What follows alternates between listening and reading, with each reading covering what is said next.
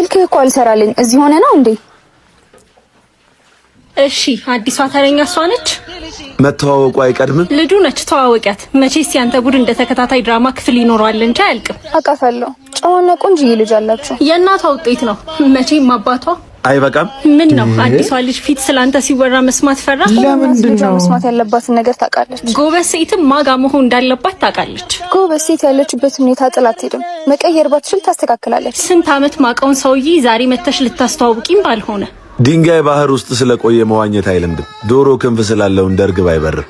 ያለያየን አለመተዋወቅ ሳይሆን አለመቻቻል ነው።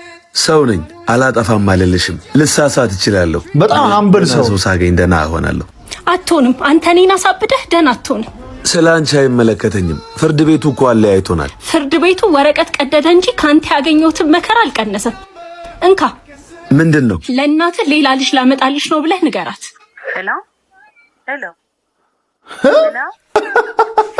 ሌላ ምን ሁለተኛ እርግዣለሁ ብቻ እንዳይሆን። ከተፋታችሁም በኋላ አንድ ላይ ይሄ ሪሌሽንሺፕ ውስጥ የምትቆዩ ሰዎች አሁን እቺ ሴትዮ ራሱ ደግሞ እየተነዛነዘች ከሱ ጋር አብራ የምትተኘው ምንድን ነው? እሺ መቼም እንደዛ ነው አይደለ እያሉ ነው ያሉት። እዚህ ፊልም ፓርት 3 የምትፈልጉ ሰዎች ኮሜንት ላይ ፓርት 3 እያላችሁ ጻፉ። ልጁ በጣም አምበል ሰው ነው።